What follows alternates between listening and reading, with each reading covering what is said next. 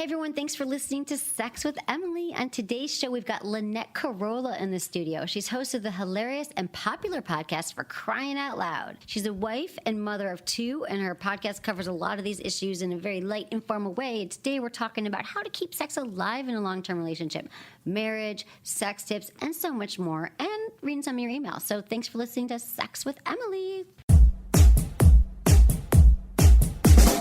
There's just something about the fall that makes me feel like cuddling up with an old friend. And hey, you guys may have some fun memories too. Yes, I'm talking about the Intensity by Pour Moi. The Intensity is an amazing product that has made a serious impact on my life. Let me rewind a bit to explain. The Intensity was originally developed as a medical device to cure incontinence issues. You know, like you sneeze and you pee. Because these issues typically stem from a weakened pelvic floor, the Intensity works by applying gentle electrostimulation directly to that muscle group, giving you an amazingly effective Kegel workout. And you all know how I feel about Kegel exercises. And for a little plot twist, the makers learned that the product's only real side effect was an intense orgasm.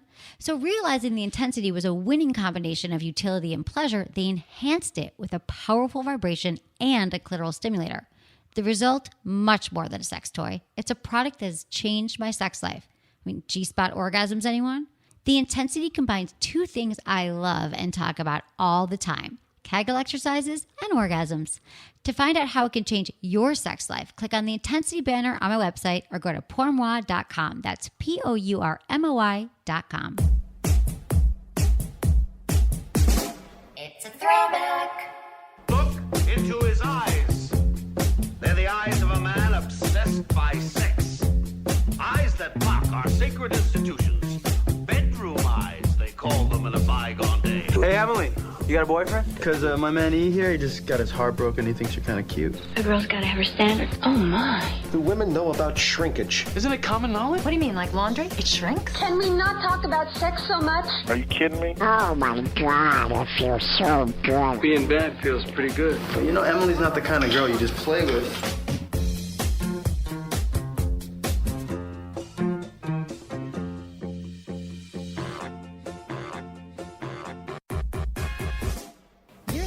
To Sex with Emily. We're talking about sex, relationships, and everything in between. For more information, go to sexwithemily.com. You can check out all of our podcasts, sign up for our mailing list, and do all that fun stuff.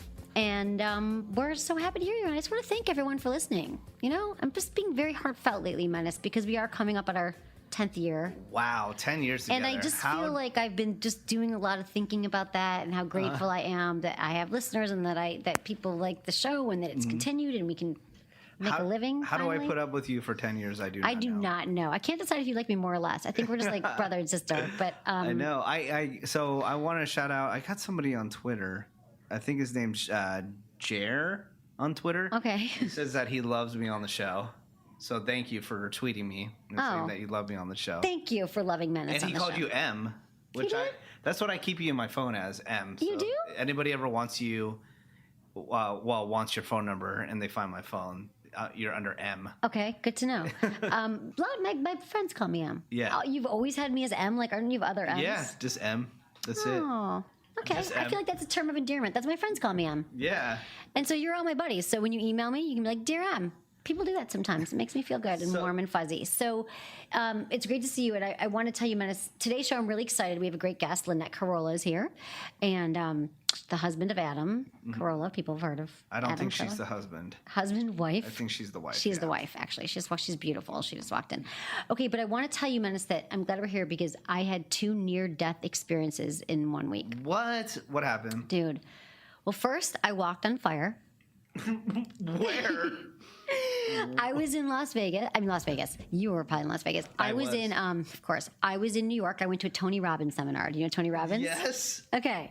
I've always wanted to go because I have a lot of friends who've been very successful in business, and like the minute before they went on to make like $1 million and be successful, and I saw them change a lot by what, and I know people be like, oh, motivational. It really moved me. It was 4 days, 12 hours a day, but the first night you walk across hot coals. Are you serious? I swear to God. And you put it like, he puts you in this. I mean, his whole thing is about not just like positive mindset or motivation. It's about changing your state and how if we change the way, like our body has so much, our emotions create our emotions. And it was just all this stuff. So we trained like to go on fire and to walk, like you say this thing and you like stand up straight and you breathe. We did a meditation. I walked across fire. Wow. And it was really cool. Please, you got it on tape somewhere. I know, but it was dark and cold and snowy. It was 7,000 people in the conference. Wow. But I was like the first 10 rows. So it was pretty cool. Way. Yeah, I walked on fire. Walked on fire. That's amazing. I know. Isn't that cool? Yeah. I know. I was telling Drew, he's like, Dr. Drew's like, you did what? That's crazy, because he like loves to doubt everything that I do. I'm like, no, it was life changing, life altering, because before you walked on the fire, you had to give up something. Like you had to find something that you want to work on. It was like really deep, intensive, like emotional self help stuff, and it was like, you know, what do you want to give up in your life? What do you want to change? What's something you've been struggling with? And you picked something easy like not getting married or something like that, right? No, ironically, Menace, thank you for saying that, is that it's funny because it was one of these things where I usually hate this, like turn to the person next to you and tell them what you're saying. I'm like, like I don't want to know you. But this woman next to me was like a life coach too. Not two, I'm not a life coach, but she was like self-help, and she totally got my jam. And she was like, and I said something like, I don't remember what it was. I'm like, well, I kind of feel like I can't really commit, and I don't remember what, it wasn't strong enough. She goes, and then she kept pushing me. She goes, I don't believe you. I don't believe it's your thing. And then all of a sudden I thought, you know, I have a really hard time being vulnerable. And didn't we all know this? But I was like, because we were going to release something when you walked across the fire. So I released the fact that I'm never vulnerable, and I'm going to learn to be more vulnerable. So I might start crying. On the show today? No, I'm kidding. Hopefully but not. Not in the show. I'm not feeling it right now. But I'm saying and it just inspired me. Well, it made you cry. So before the show started, I'm going to give a little insight. Before the show started, Emily said, "Oh, I listened to podcasts that we did in 2011, and we were much more funnier then." But I think they were more funnier then because I would make fun of you, but then you would cry and say that I was mean. Dude, I never cried. It was only when we had guests or we were shooting our Bravo show, and Menace was like, "Bravo's here. I'm going to really trash you." And it was like things you never said to me, and it was rude, and I never cried. No, you always called me out on that, saying that I played it up whenever for the there was, cameras. you did play it for the cameras, which worked because they loved you and put you in every friggin' episode because he trashed me. So they're like, "Oh, it's reality TV. Well, we that's need what some they drama." want, but I did that on I'm and not off saying we camera were on funnier every and single better. podcast. Actually, you heard the wrong. I said it was interesting because, okay, we've got 2,500 podcasts, and that's a lot. And there's a lot of them that aren't on iTunes. You can go now. There's 200 and something, but they give you a limit, as they should. And so people can download them. But I thought, God, some of these are really... We used to do 5 days a week, an hour a day. And 2011, they were pretty awesome. And I was just laughing. And it wasn't so much that they were funnier. I didn't say that. I just said it was... We were both at different times in our life. And it was... I was single. You were... I'm always single. But you were single. We were like doing more social things. And I don't know. But anyway, check out those throwbacks because I'm releasing them now. And they're funny. They're like... I don't know. They're interesting. I don't think we're more adult. I guess. Kind of. I mean, I don't feel like I'm adult. Yeah, but me neither. But we have a guest. We do have a guest. Lynette Carolla is here. We already talked about you. Can I just say thank you? Yeah. Hi, Emily. Hi. So nice to see you. You too. I'm so happy to be here. Can I just say, Menace, you cannot be further from a menace. I she's listen already to the talking. show. She loves No, Mommy. but I'm a huge fan. Okay. I listen to the show all the time. Should I put the headphones on? Sure. Yeah, if you want. And I didn't. Podcast one, I've never been here. It's amazing. Right. Okay. Wow, these things are squeezing. I know you can. Oh yeah. Yeah, Well, we can get they're you not- other ones if you want. No, these are fine. I didn't know what to expect, and Menace does not. Well, how did you picture him? I pictured him that age. You seem young. You look young. Yeah. Yeah. Your not age. as young as he used to be. I know, Yeah, just right? kidding. Yeah, no, But he's, more like Not what- skinny. like tattoos or something. oh, Yeah. Menacing. oh yeah, because No. the name, right? Yeah.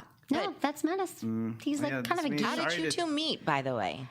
We were just talking. This is funny because Okay, do you want me to explain it? Or? yeah, go ahead. Actually, I'll see I don't how know you if do. you know this, but there's this guy named Adam Carolla, right? And Never heard. Who? there was so we worked for this company called CBS, and they launched a bunch of radio stations called Free FM, and they're talk stations. Right. And In 2006. In 2006, and I was working on the station, And Emily was doing a podcast that was very popular on iTunes. And the bosses there were like, we should put this girl on air, even though she has zero broadcast experience. Never been in a radio station in my life. So But you were podcasting. I know. She was podcasting. Same in 2006. thing. Yeah, Right. no. No? There's a Okay. There's like FCC different- regulations. Okay, right, Like you okay. can't say masturbation every Yeah, 5 minutes. that's You true. can't say cock. Things like Yeah, that. That's like true. jerking off and all that kind of stuff. Right. And so they're like, hey, can you look after, this woman He that worked wants the to board. do, the work the board and make sure, she doesn't get the license taken away. And then, which I would have a heart attack every 5 seconds and have to dump her out when she would say, I can't say blowjob on the air. I would say it on the air. She would say it on the air. Why are you dumping me? I can't say blowjob, so she would say it That was a twice. wreckie. I would literally. That Luckily, makes your life miserable. Yeah. That was just the first month or two. First, whatever, Anyway, so that's it how we was met like Free that for FM. It years. was really Yeah. cool because I started sweet. the podcast. I know, 2006, and he was like a young lad. He was like sleeping at the station because he was like living in his car. And that was right after you were living in your car. Yeah, And Menace well, is like uber successful now. Like, I'm amazing to see how much he's No, grown. I was doing a morning show before that, and I thought it would last forever. What morning show? Just It was called the Doghouse Morning Show in San Francisco. okay. Oh, but Adam was on Free FM. Free FM. The morning show every day. Yeah. But he was syndicated in every city. Right. I was Yeah. just in San Francisco Saturday nights 11 to 2. So Right, okay. So what happened That's how we was met. I thought, I was a young kid. I thought morning shows last forever, which they don't. And I got fired, and then I didn't save any of my money, and I got that job at CBS where I was working part time, making no money. So Right. I would like sleep at the. I'm just saying because I'm impressed by how he's the hardest worker I know. Anyway, that's how we met. And Okay. and we Now I'm didn't back talk doing mornings in LA. we didn't talk the first few years because we just did the radio, and then we became friends, and then It's been 8 years that you I two know, have been together. 8 or- You guys are very. Yeah. You make a very nice couple. thank you. I don't know yeah. who this Adam guy you guys keep referring to, but you guys. I'm so excited. I'm so glad that you've and I've been on your show for Crying Out Loud. We talked Yeah. about your podcast, which Yep. people can find at adamcarolla.com. Is that where you send them? Yeah, you just go to adamcarolla.com and you look at the other shows, and it's up there. Just click on For Crying Out Loud. Okay, Yeah. got it. Cool. Yeah. So what's it all about? Everything. Well, it's my co-host is Stephanie Wilder Taylor. She was sort of the first mommy blogger that was like drinking and getting drunk at like nap time. And one of her first book was best-selling book was Sippy Cups Are Not for Chardonnay. And she's just a funny, author, writes books. She has a new book coming out. Gummy bear or something. She's going to kill me. Oh my God. But she's great. And we got together, and Adam, was doing his shows, and we were just sort of building a network. And so we talk about, most of the time, I mean, not most of the time, but we try to keep it like family. Except for when I family came on. Except for that's part of it, though. We talk about relationships and marriages, and we talk about everything, kids and other people's marriages and relationships. But you're So really open too, and it's very like relaxed and gives good advice and talk about share your experiences where I think we all learn from each other. So Right. Yeah. It's a good time. Yeah. And so I was on her show actually, on that's that cool. show, and we had fun. Yeah, And you made it filthy. I did make it filthy. Yeah. Our We show talked can about G spots. Yeah. Yeah, we go, we go filthy sometimes. But yeah, no, I wanted Emily on our show because she's with Loveline, with Drew and I just thought she was, he moved out here from San Francisco, and it's just she's just a interesting person. I just like talking Thank about you. her. I know. Well, I also like talking about sex too. I know. It's kind of Good. fun. Well, that's why you're here. Listen, We're for a lot. 20 years with the same person. I know. Can we talk about yeah, that? we can talk about that. Should we just get into it? Yeah. Yeah. 20 years. 20 years. That's about 20 years coming on in December. Okay. And, Well, yeah. Yeah. So we broke up. I mean, for about almost a year. And Okay. my heart was broken. Before you got married.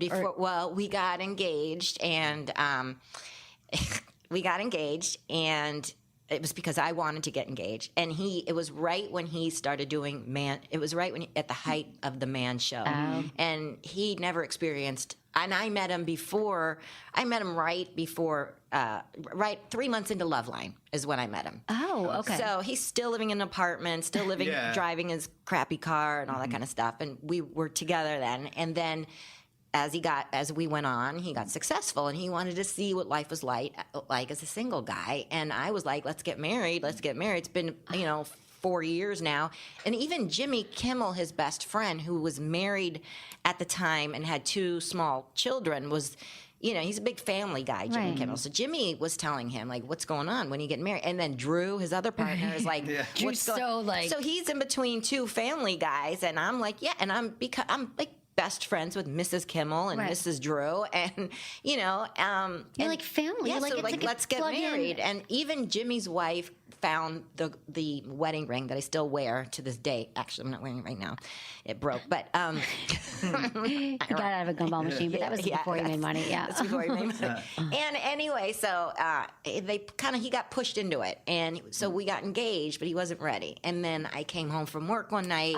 We lived together in the same house, and I remember Van Halen was playing on the KLOS. I just remember, and I walked in, and he opened. I was fumbling with the lock, and he opened the door for me, and he just started crying. And I was like, what's the matter? And he said, I can't get married. He just went on a trip with Drew, and he was talking to Drew about it, and Drew said, you have to let her go. You can't, because juggies are throwing themselves at him. Yeah, at the time. They get a big question. I was and how old was he at the time? He was like 36 or something. Yeah. Okay. Yeah. And it's a huge television show. It was big at the time. And listen, he was a contractor. He didn't get famous until he was 31. And, he didn't experience anything as a single guy. So he was he wasn't getting laid. He wasn't getting right. I mean, he was getting laid by me, but before you, he hadn't really been me. He wasn't a ladies' man. The second you get on TV, it's like pussy, But he was not a ladies' man. He always had just one girlfriend at a time, kind of thing. So Drew said, "You got to let her go, dude. You can't.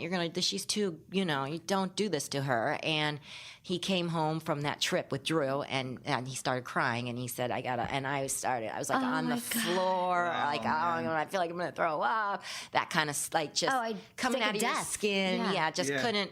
I remember I went over to Jimmy's house. I couldn't sleep in the house that night, and I went over to Jimmy's house, and Gina was hugging, and I was crying, and I'll never forget. Jimmy walked in, and he was like, I'm sorry. He didn't know what to say. And he goes, he's just a sweetheart. He goes, I'm sorry. And then he goes, and then 2 days later, I was still on the couch crying, upset. Like, it's just, I was a mess for a long time.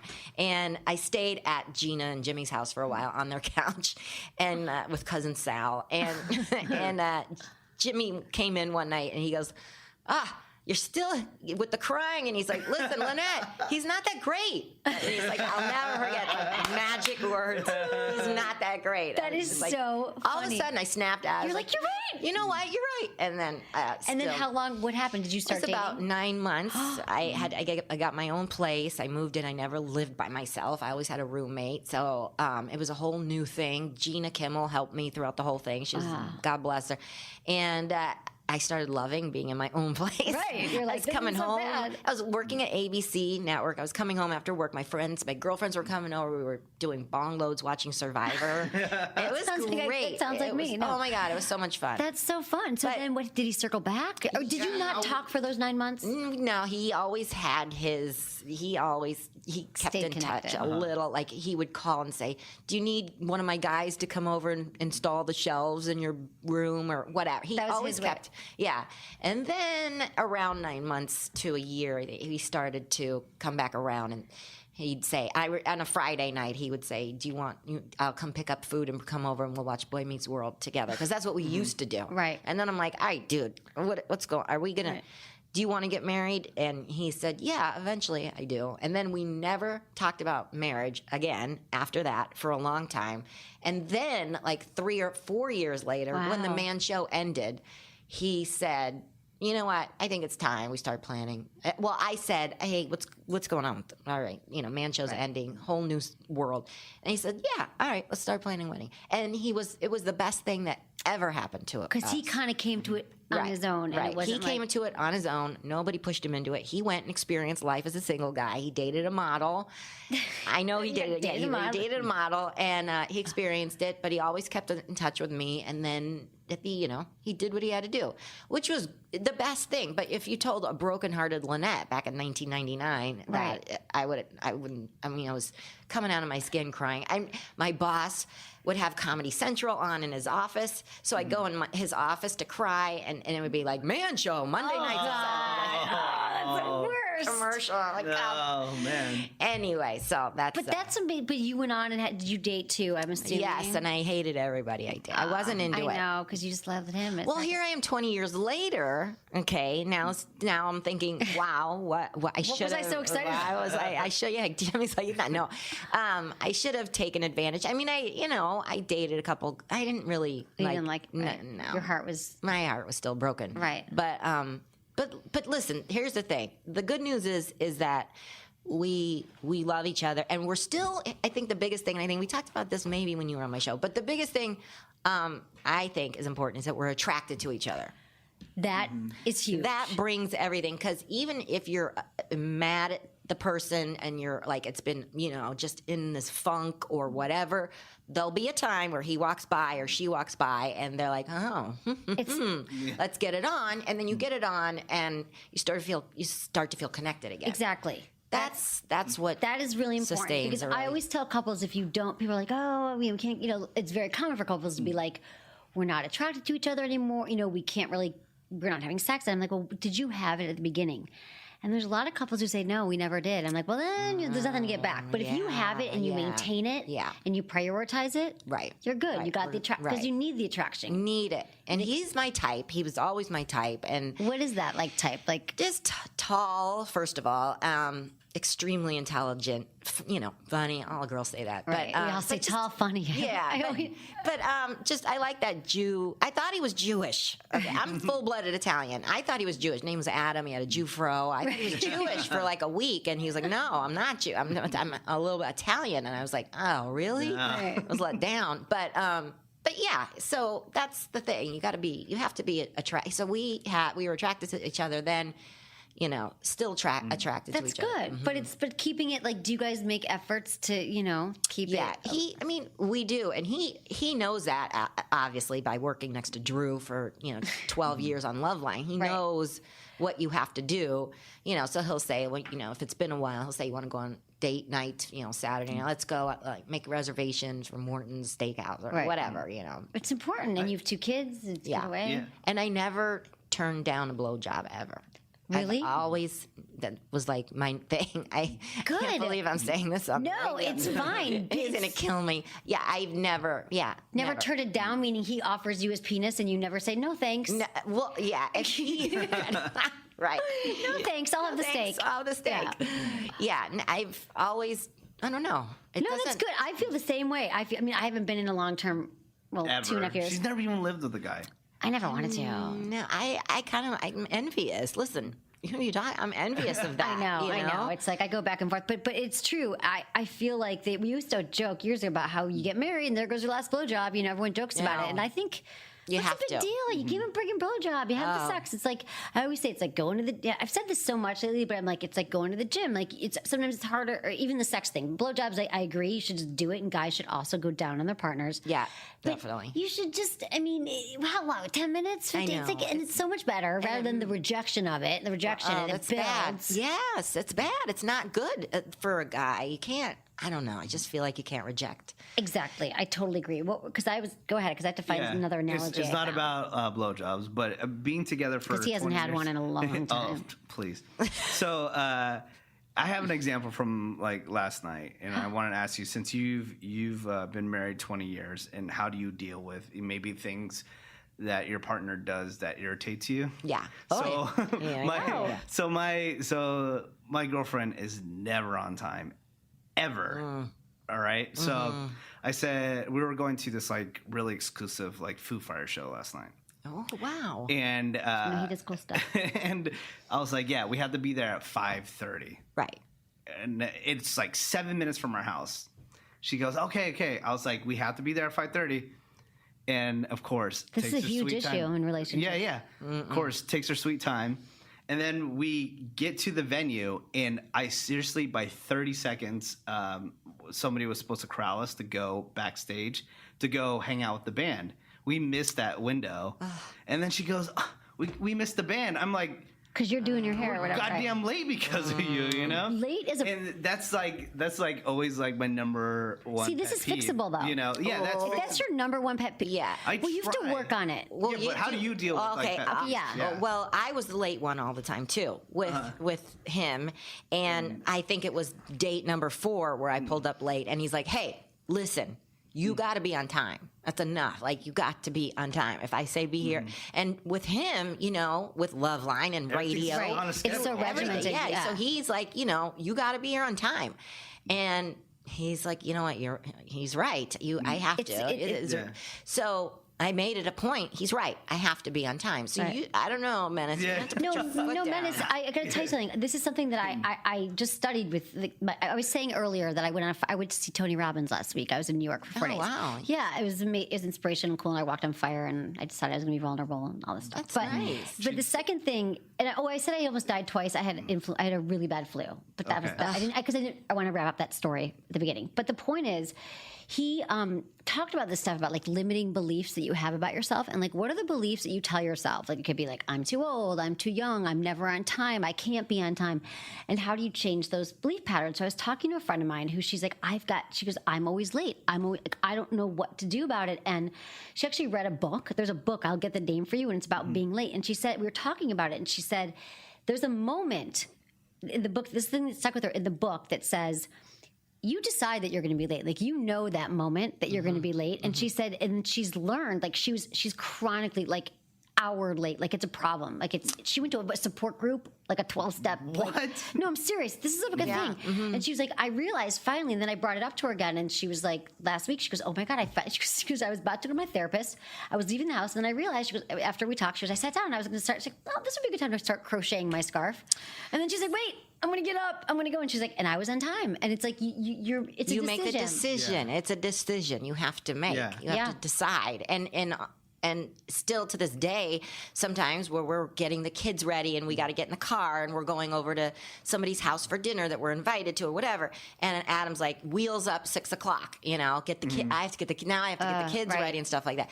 But I can't blame it on the kids. It's me, you know, because I'll say, well, the kids, blah, blah, blah. He'll say, listen, you were before the kids, you have this problem. So you need to work. But I worked on it. And so now with kids, even, you know, a couple. How did you work on it though? Even before the kid, sounds like you changed. So. Well, I had to make a decision because I don't want him to get mad at me. I was like, well, all right, you know, and he's right. So you make the decision, and it feels good, you know. It does feel once good. You do it. It does, and then it gets into your DNA. You start like, it gets into the grooves in your brain. And my brother had the same issue with his wife when they first started dating, you know, like 20 years ago, and it was the same thing. People underestimate how much time things are going to take too. So he's like, you take an hour to get ready. He would tell her, like, she's one of these, takes a lot. He's like, so just make sure you get in the shower. And she did it. Like, she changed. She's not late. So I got to put my foot down. You got to put your foot down. You got to be like, listen, this is really not like in a joking way, but just like, this is something that really bothers me. And this is something that's becoming an issue. And if we got to tell me what, you know, some solutions I have is maybe just realizing it could take you an hour and, you know, whatever it is, and then see what she says. Yeah. But I want to dig in deeper though with somebody that's been married for 20 years. You know, well, like, married like 11, but together. Together for 20 years. Yeah. But like, how do you deal with pet beefs with him? Do you just like straight up tell him like what? There's times where I tell, you know, hey, by now we've gotten past all that. It's sort of weird how relationships are, because there was a time where I would sulk and not say anything and hold it in, and then I would blow up, and he didn't know, you know, or he would sulk and I would say, what's wrong? I would know. See, I pick up when he's sulking. He doesn't pick up when I So, right. He's got a little bit of, you know, Asperger. Well, no, guys. That's what Drew said on Howard Stern, right? Yeah. Did he say that? He said someone had Asperger's. I don't know if it was Adam. I think it might have been Adam. Yeah. I think. Did you hear the whole Howard Stern thing? Okay. Yeah. I didn't. Drew was on Howard Stern. He was hosting the wrap-up show, and it was like, I guess it was the most popular wrap-up show they've had, and he analyzed every single person on Howard Stern, and then he heard about Adam, and I thought he said Asperger. I'm sure he did. I know, he like, said it before. Bean from Kevin and Bean, they say that it has it. Yeah, they don't pick up on emotional cues. Yeah. Which can be hard as a woman. It's very when we have a lot of emotional cues. Oh my God, very hard. And then when you start seeing it with the kids and stuff, he doesn't pick up on. You know? I think it's a man thing though too. too, like, well, with women, we don't pick up the signs at all. We've talked about this a million times, how we don't even know if a girl even likes us or not. I know. That's We don't know if they're Men into gotta, us. they gotta. Yeah, but for men as pet peeves, just don't hold it in. You gotta get it out, and then after a while, they start knowing each other. You start knowing what to do. Like, I know this is happening. He doesn't like it. I gotta fix it. And then he vice versa. He'll come and kiss me goodnight. I don't know. Be a little more loving. Whatever it is, if you're like, I want to kiss goodnight. Right. And he'll like, Whatever. listen. And you start making, and I think that men is maybe it'd be good for you to start communicating these things like in a direct way with her. I do too. Like when I. But you probably make it seem like whatever. You probably make her feel bad about it more than you do say, hey, listen, this is really something that's bothering me. Because you know what I do. Dude, I'm just. I know you better than anyone. No, I'm just. When I notice that she's upset, I don't know if it's a good or bad thing. I tried to ignore it. Fix it. No, diffuse it right away. Like I can tell that she's mad, and then I'll just start. You're like, why a messing cell bag? What are you doing? No. I'll say like, oh look, there's Dave Grohl. Yeah, I'll just keep on looking at her while I know she's like really upset, and I'll say, why are you laughing so much? Why are you laughing? And then like. Seriously, within a minute, she'll. Yeah, just but start honey, laughing. that just means that you made her laugh, but doesn't mean that you talked about the issue. Yeah, but then we why talk. she was sulking. Then we talk it out. Okay, we got some work to do on you, but first, we have a few words here. Jeez. What? From our sponsors. Okay, Here, fine. Menace. Ooh, I love this.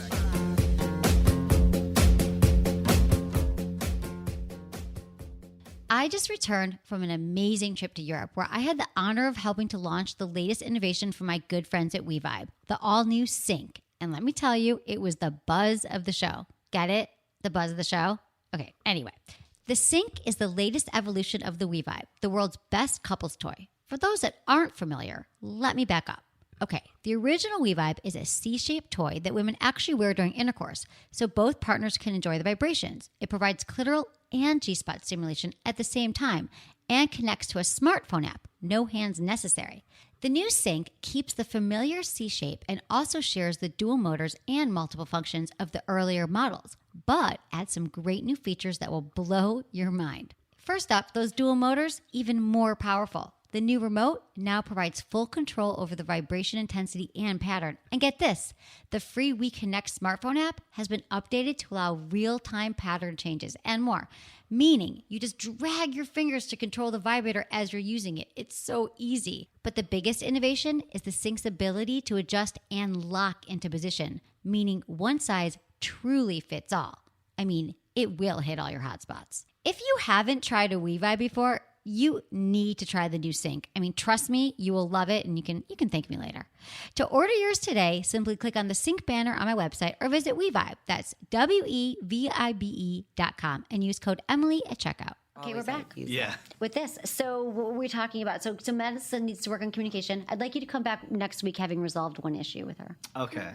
That's your assignment. My thing is the late thing too, because my dad was always late too, which annoyed me. No, people. This is very common. I mean, this is something you can work on though. Do you want me to find out the name of the late book? Would she read it? I would like please. it because I could use it. I know. I need. Yeah. I'm late too, a little bit. Not too bad, but I mean, I got late here today, but but it had nothing to do with her lateness. This is really late. Like your husband and I are in similar industries, but I mean, like he's like on a way higher level. But it's like, yeah, you have to be there on time at this time. You can't. Like the radio goes on. Like I get it. Yeah, that's all. And then another thing I want to say real quick that I skipped over at the beginning was that you can vote for us until April 23rd for the podcast awards. That's right. 'Cause we're Congratulations. Thank you. You're nominated. I know. In the mature category, go to podcastawards.com and you can vote every day. And you're until then. hosting. I'm hosting with Dennis Miller. That's amazing. I know. I've got no information. I'm like, are we just going to show up and get on stage together? Like, there's nothing. Dennis is great. He's a pro. Yeah, but am I a pro? You're a pro too. You guys are going to be great I know. together. It'll be fun. And then I had some stuff that I wanted to talk to. There's a study that came out. 10 science-proven facts about married sex. And I thought, and since you're long-term, I thought we could talk about some of these. Okay. All right. Okay, and this is actually, a lot of these studies are kind of BS, but this is Kinsey from the Indiana University, which they do all the top sex studies from there, so I actually give it a little bit of credibility, more credibility than most. So number one is the grass is not greener on the single side.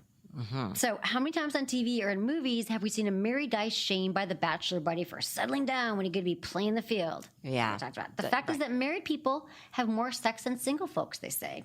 In their research, they confirmed this, finding that 61% of singles reported that they haven't had sex within the past year, compared with 18% of married people.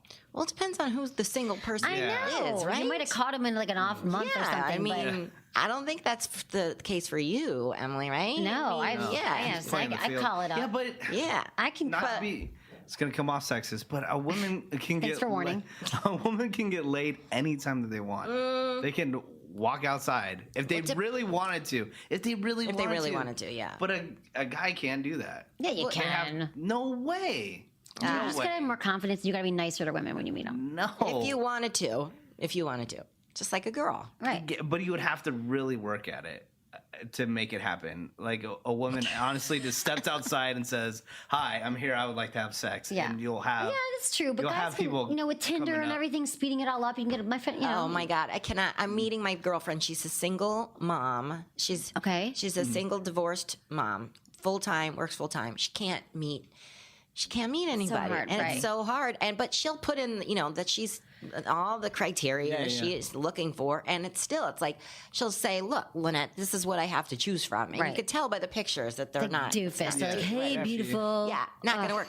But I just met this woman that showed me her Tinder profile, and it's like sexy pictures of her. She's a nurse. She's a nurse, right? She doesn't look like that when I see her, but these pictures are artsy, sexy, and I'm thinking now my girlfriend who's single, I'm like, look, you got to get your. I'm going to get some pictures. No, you should. There's like a certain. I'm dying to be on Tinder. I would love to be on Tinder. Someone just did. Oh, Mike Catherwood was saying that he did a fake profile. He did. Research. Yeah, you could do it and talk about it on your show. It'd be funny. It'd be fun. Yeah. I think it's fun. Yeah. I mean, I did it. I just can't log in now because something happened with my whatever. But I was doing it for a while. I had a blind Tinder date on my show a few months ago. But I don't know if that was the last time What about Hinge? Have you heard about Hinge? Yes, Hinge is supposed to be great because Hinge is a dating app that connects you just through Facebook friends only. So you have to have a mutual friend. And then Coffee Meets Bagel, which we've been talking about for a while, but it's now, I feel like more and more people are using that as well. What's that? Wow. It's like it started in San Francisco a few years ago. I talked to the founder, and you're supposed to make a. Emily's so connected. I know. Like she's like in that like Silicon Valley. It's funny. No, like they always joke with venture capitalists. Seriously, my friends always joke in the office, or my jealous my team always jokes. They're like, "How do you know?" I'm like, "Well, the founder, because it's San Francisco. Like no one was in entertainment. No one gave a shit. What we like, they're like, what radio? We were on the Bravo show. No one has TV. No one cared. Right? Unless you're at like a .com. They're like, I'm so sorry you're on TV. I don't have a TV. I'm like, oh, it's cool. Why do you move here? And it's like, what? You did what? But yeah, I mean, Coffee Meets Bagel, I think it's like they set you up with pretty good. My friends, it's a little higher caliber. I had a conversation with my friend in San Francisco today because she's been on everything, and she just said I think you set up for a lunch or something, or maybe it's a group. I'm going to butcher this, but it's a site that's been around for a few years, but apparently it's since 2 people have told me about it in 2 days, I feel like it's taking off again. And now there's this other one that's out of San Francisco where the guy has to make like $250,000 to even be on it. That's just living in San Francisco, right? Wow. Well, you have to, in San Francisco now, you have to make $142,000 to buy a house. Yeah. Yeah. Wow. To even think about buying a house. And then San Francisco is, it's beautiful though. That's what Adam and I love to go there. Yeah. Sometimes if we have a romantic getaway. That's a great place to go. Go to Sonoma, Napa. That's drink where wine the whole time. Oh, yeah. Met your husband for the first time at the Starlight Lounge. I was there too. Yeah. That's where I met him. He was because it was CBS. It was CFM, and they were bringing in Adam. He was the big. He was the big name. It was so funny. They set him up like it was like a prom photo shoot. He didn't say hi to me. I was too little. I'm sure he looked down and didn't say hi to anybody. Just like walked him in, then stood him in front of this background that looked like a bad 80s background, and like made everyone line up and take a photo with him. But he was very nice when I Adam talked to is him. very shy in front. Honestly, in front of people, not shy, but it's uncomfortable. Yeah. It's a little uncomfortable. No, I get it. If you want to you got to meet, sit and talk how we are, in a room. Totally. We'll have him on. We'll talk about what you said, everything about your sex life. Yeah. Okay, we'll play him clips. It says, the next one is on average, married couples are having sex how frequently? People always want to know this question, like, what are the right number? I mean, I never want to say there's anything that's normal, like you should have it it's whatever. Yeah, feels right that's for what I you. want to know, Emily. What do you think? I mean, I think that couples who have more sex more frequently, and this study says too, are happier. Like if it's once a month, it's probably not enough. Right. And they've even said, well, if you both agree to it, but then if you're both agreeing to once a month, then you're not connected. You need that intimacy. The intimacy is the glue that keeps you together. So true. And from being roommates, which I always say. And so this study says the majority of married couples are having sex a few times per month or once a week. And past research corroborates this. Hitched couples had sex 66 times a year or a little more than once a week. So it says that, and single people are having a lot less. But I'm wondering, like, because I was thinking, like, the single, maybe they're talking to singles, like, because if they were talking to singles and singles like, we have a lot less sex. Right. Or singles have it like once every few months. It could have just been in that month. Because when you're single and then you meet someone new, then you have sex 8 times a day. Yeah. Right, exactly. So I'm not sure, but that I believe all this. Listen, I'm jealous of the single life, right? I know, but see, it is the grass is always greener thing. It's so true. But it's interesting. Like, I want my girlfriend to get hooked up. I want to meet her. You should all go out. I want to meet. I need more single women here. Yeah, okay. I do. Like this is my year of not working as much either. Like having a social life. Yeah, I Getting know. out there. Getting out there. I mean, I do it, but not enough. But so. And you're gonna stop dating people that you're not interested No, in. I like this guy now that I'm dating. Okay. Who can I? Yeah, totally. so no, I mean, he is a guy that I've been dating casually for 6 months around, and it's been. Wow, that's a long-term relationship for her. Wow. It's been so casual. How is casual? What does that mean? Like you hear It means from we're him? not. Yeah, we're not like committed. Right. Seeing other people. And. But like, there's times where you don't hear from him for a while. Yeah, and then it got a little weird because you can only do that for so we were friends first. Right. And I actually met him looking for apartments. When I moved here, he was just moving from San Francisco as well. So that was like our connection, like San Francisco.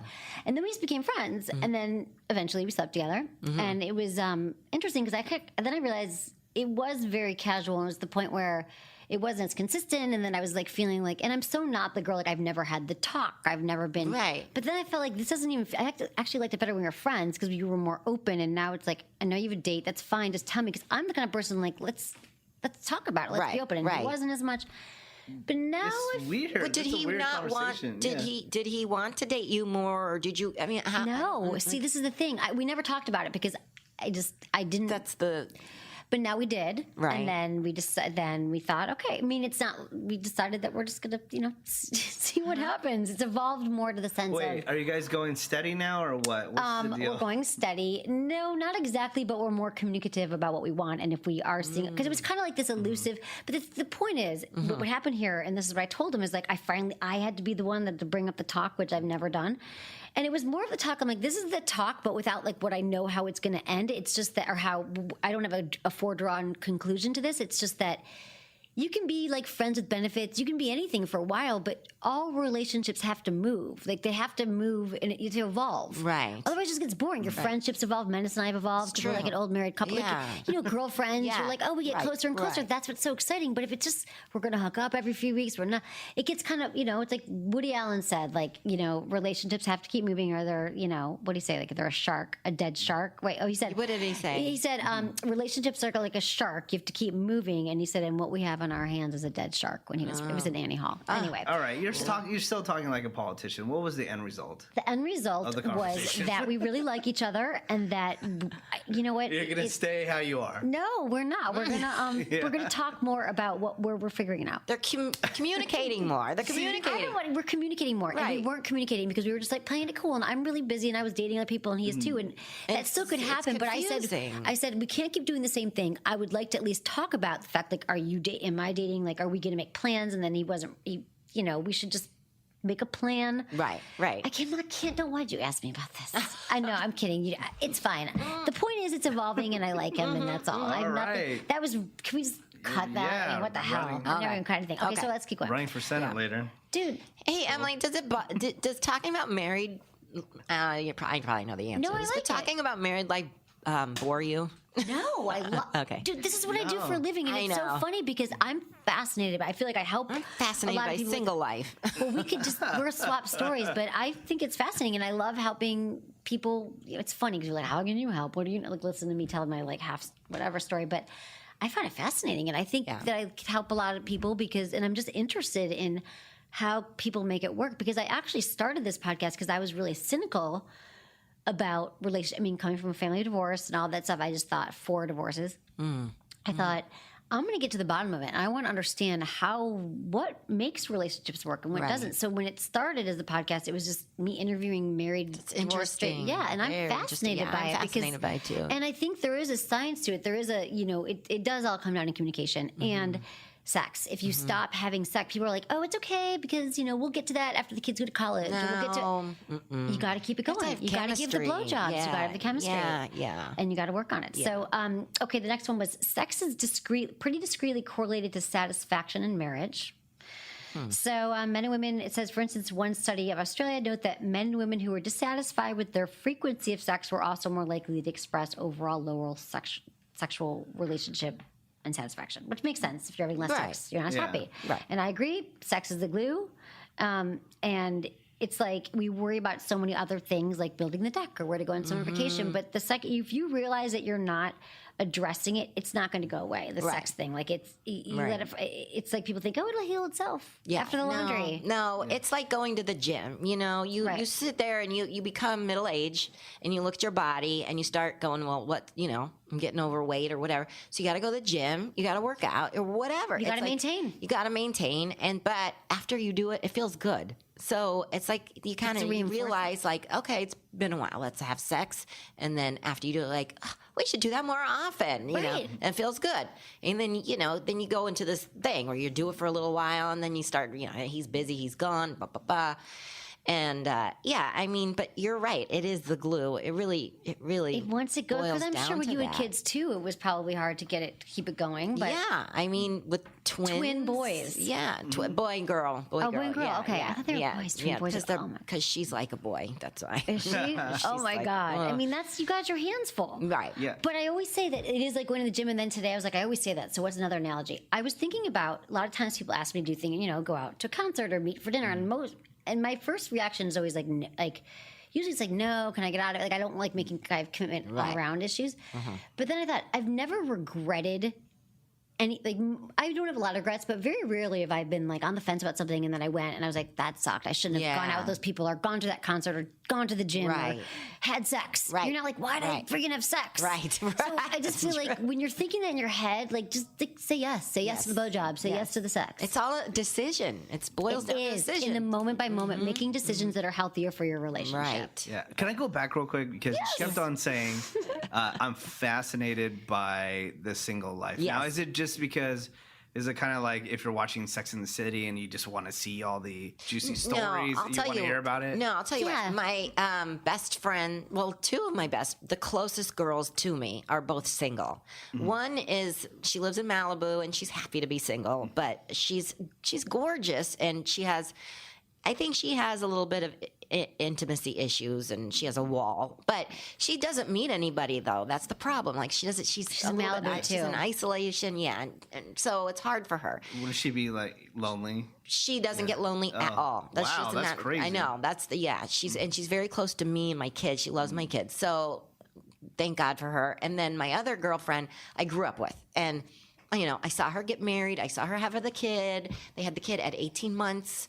They got a divorce. He wanted the divorce. She didn't, and he moved on and got into another relationship quick. And she had 5 years of trying to deal with. Oh my God, my whole life has changed. All she wanted to do was be a wife. Her whole life, I just want to be a mom and a wife. And she's completely changed. And now she's worked on herself. She went to therapy. She goes to the gym and all that kind of stuff. Her hair is brighter blonde. And she lost weight. She looks great. And now she's completely a different person. She's let's go. I want to go meet people. And I'm with her. I'm excited for her. I want her to meet. And we went to New York and we had a blast. And we sat. It was so impromptu. It was one of these things that happened oh my God, these people, we went to the Howard Stern studios, dropped off Mangria, okay. Mangria, wait, we didn't even talk about that yet. Yeah, that's fine. Okay. And we dropped it off for the Stern family. And then we asked them, where should we go for happy hour? They said, downstairs is Del Fresco. You should go to the restaurant. We went there. We sat there from 4:30, 5 o'clock. on a New York rainy day until midnight. Wow. And we watched guys come and go, and we people watched. And she sat across from me, and literally there was a group of guys that were talking. There was about 5 of them in the group. And I said, Suzanne, I turn around and look at these guys, and she turned, and not one ugly guy. They were such good-looking men in suits. Maybe it's the suits. I love the suits. It is the suits. It does. Just go buy a suit, guys. If you go, guys need suits. Go buy a black suit. And so they're all standing there, and then she's like, do they have wedding rings on? And I'm like, well, 2 of them don't. No, 2 of them don't. And then the 2 that didn't, we kept, then what do you do? At that point, she's like, I don't know what to do. And I'm like, just go talk to him. And then, so I don't know, I'm like, should I go talk to them? And we didn't. We just sat there and watched. And we watched guys come and go. And in New York, guys are so different because they seem more genuine. I think that everybody goes to New York because they want to work in the finance industry, right. or and they want to build a family. They want a family. And people that come here, guys that come here, are Peter Pans. They don't want that. It's so true. They're the opposite. They want to be a model or whatever, an or actor, or an executive. I mean, it's. At a network, or an agent. It's like come on, it's so true. Superficial and blah. And guys in New York, they're just normal guys. And they ask you out in New York too. They're very direct. Yeah. I mean, I don't have guys. So did she meet a guy? She met a guy. Yeah, she did. She met a guy, and she just had fun. She was just talking with him, and she talked to him. I got tired at midnight, and I left, and she stayed. And my other girlfriend was there too, and she just wanted to go on I a know, girls' right? trip. Next time I'm going on the girls' trip, I Oh always my God. my Emily would jaw have just drops. walked right over and started talking to the guys. No, I just kept talking. But so back to you, Minister, your question is I'm fascinated.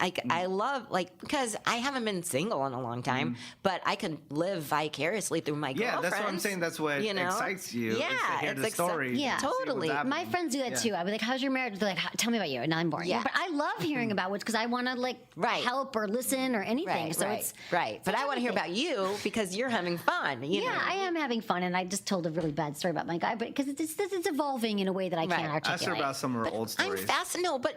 I'm fascinated by how successful that you are and how busy you are, but yet you date so much and you meet so many guys and you have. I do. Well, it seems guess so. like Yeah, you do. I guess I get asked out here and there. It seems like you do. Yeah, and you guys you have a lot of sex. It seems like I don't know.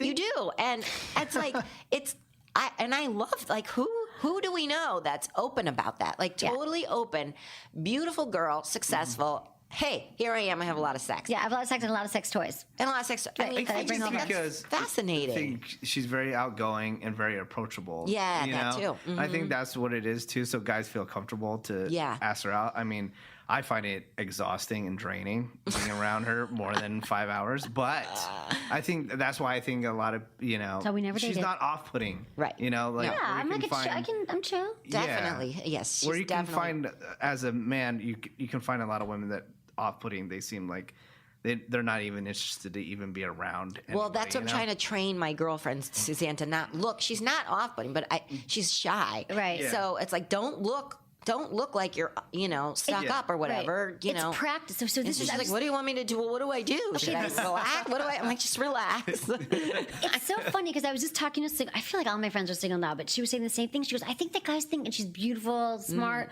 She said, I think guys think I'm stuck up, and I think guys are intimidated. And she's the sweetest. I said, you know what you got to do? She goes, but I tried it. She told me this. She said, I went into Starbucks and I smiled at some guy.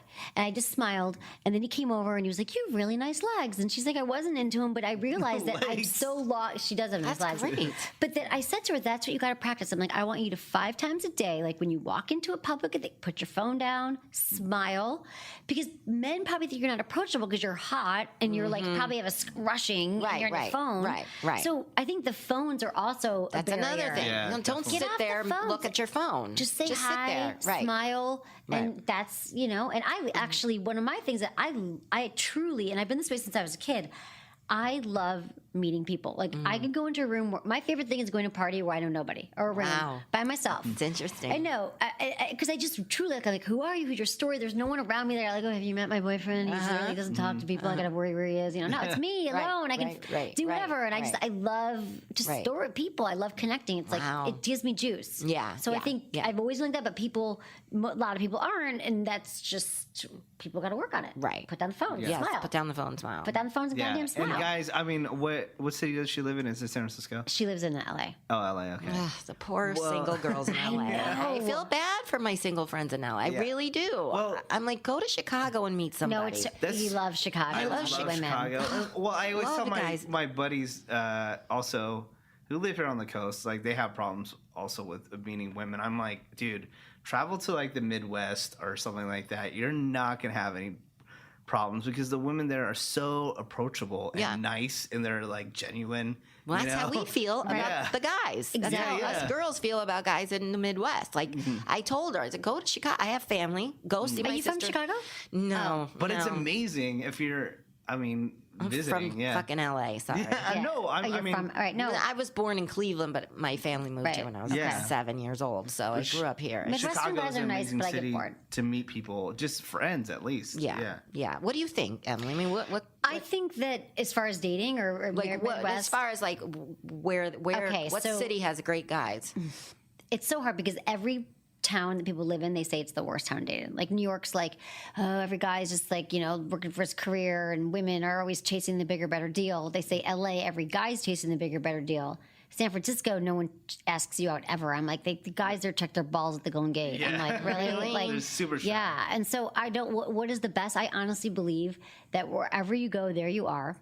And that you can find someone wherever you're at. I don't care if you're like in Des Moines. I mean, I'm from Michigan. People find love, and you just got to put yourself out there. And it's so easy to blame it on the city.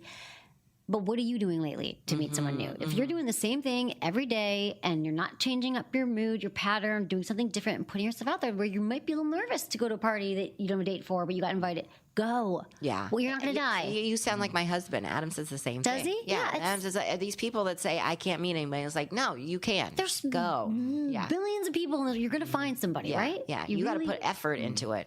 You do. And so I'll talk to your We'll all have drinks. Yeah. It'll be fun. For sure. I really Come enjoy that. Well, you can join us. We're going in Burbank. After this, but I mean, I would. Burbank. Burbank's awesome. No, we Burbank. we have to get together with my. No, we are. We're going to do that thing, and then we're going to do our live show. And then I was going to ask you. So, I mean, I had some sex questions for you, but you go ahead. No, I want to know first of all, how's it going? We talked about the G spot on your show because I brought you a special toy too. Yeah. Yes, my whole life I've heard about it, but I'm always the girl that has the orgasm. Literally, right? That's good. So at least you can have that. A lot of women can't. Really? Oh yeah. Really? But during intercourse, you can. And yeah, that's hard. Okay. But I need help. Yeah, it's right. Yeah, it needs to be stimulated. Right. Of course. Right. Okay. So, but the G spot, I'm like, I don't know. Do I? I brought you such a goodie bag here. Okay. I brought you. She did. No, wait, look. Oh, okay, yeah. Oh, the other thing she's going to freak. Yeah. But this is the Jeju. So this is my favorite I've heard brand. you talk about this. Okay, so I talked about the Mimi, which is the clitoral one, which if you like that. This is the Uma, and this is like all about G-spot. It moves. It's oh my God, I'm and so it's excited. rechargeable and it's beautiful. Like you're just going to live for it. It looks beautiful. Thank you. And then I got you some other stuff that we'll go through. Thank you. You're welcome. And then you got to find the G-spot. Show her the really cool thing, though. That's awesome. I'm very excited to give you this. Awesome. Okay, so do you know about my vibe? Oh my God, of course. I hear about it all the time. No So way. I got you one. Oh my God. Thank you. Crave. Thank you. Oh my God, I have the Crave. The Crave Vesper. And it's, look at it. It's Love it. I know. I hear you talk about it all the time. I went on your website and looked at it. I've been wanting to buy it. I know. I was talking to you yesterday. I'm like, okay, so wait, no, tell me what kind of vibrator, because I already got something else you're going to love, but I need to know. I love it. I know. I'll show you how it works. It's really cool. God. It's already charged too. Really? Yeah. Crave Vesper. So check it. I hope you, I know. Well, I'm going to have a fun ride home sitting in traffic. What did you want? Did you want one? It's like Christmas here or something. Totally. I know. Okay, we got to wrap it up. We have to, I know. this is awesome. Time flew by. It was I so know. awesome. I'm so I glad could talk you're here. forever. I know. You can come back on. I would love to. And then we're going to do our live show. So, and I have to give all of your info, which is adamcarolla.com to listen to it, which is Carolla. Yes, thank you. And then Lynette Carolla, at Lynette Carolla on Twitter. Yeah, Instagram, Twitter, it's all Lynette Carolla. Facebook.com/Lynette Carolla, Yeah. Instagram, and we'll have this all on our site as well. Thank you. And For Crying Out Loud is your podcast. Check it. It's a really friggin' hilarious, funny podcast. It's popular. Thank you. Congratulations Yeah, on that. thank you. And Mangria. Mangria, yes. Wait, I've never had it. I just hear Adam Here, talking I have it for you. I've been hearing about it for a while. years. I Yeah. don't even know. But we should have poured some during I the know. show. But yeah, here's the white, here's the red. What makes it a cocktail and not white wine? You know, I'm telling you, it's really strong. It's That's all we need to know. 19 proof. What do you call it? Wow. Yeah, and my God. it's not. It will. You'd have like one. You pour it over ice. It's ready to pour. Pour it over ice, and one drink just melts. When I come home, like after a day of like stress, have a glass of that, and all your stress just melts after one I glass. need a stress melter. Where's it available? It's available at Bevmo. A lot of our retails doing well, right? It's Yeah, all just go to over, killing Mangria. it. Yeah, go to Nice. Mangria.com, CarollaDrinks.com, and click in your area. You'll find it. Yeah, it's I'd everywhere. like to pour that over something right now and drink it. Something it's cool. so- For our it's next so- show, and then we'll do our drunk show, which we just Yeah. talked about. Yeah. Okay, well, Lynette, thank you. This is Oh an my honor God, being here. Emily. I'm so glad. Thank you so Awesome. much, Menace. Nice to Oh, meet yeah, you. nice I to meet you know. too. Menace is better than she thought in her brain. Thank you, Madison. Produced the show. Love you. And thanks, everybody, for listening to Sex with Emily. Was it good for you? Email me, feedback@sexwithemily.com.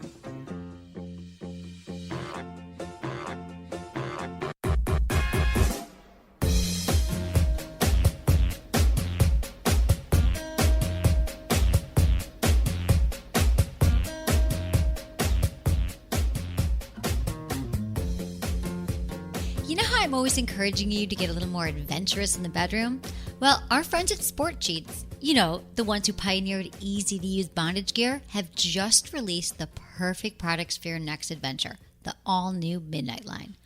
Midnight is a collection of sophisticated, playful, and adventurous accessories like lace cuffs, blindfolds, and one of our favorites, a lace collar and leash.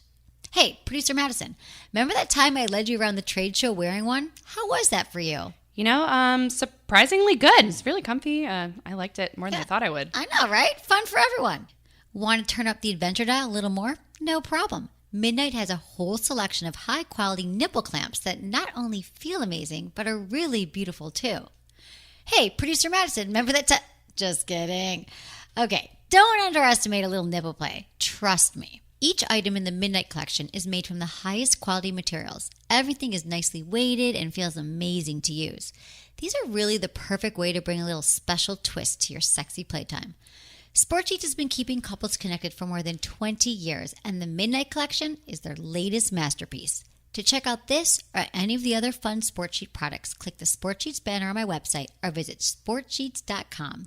That's SportSheets.com.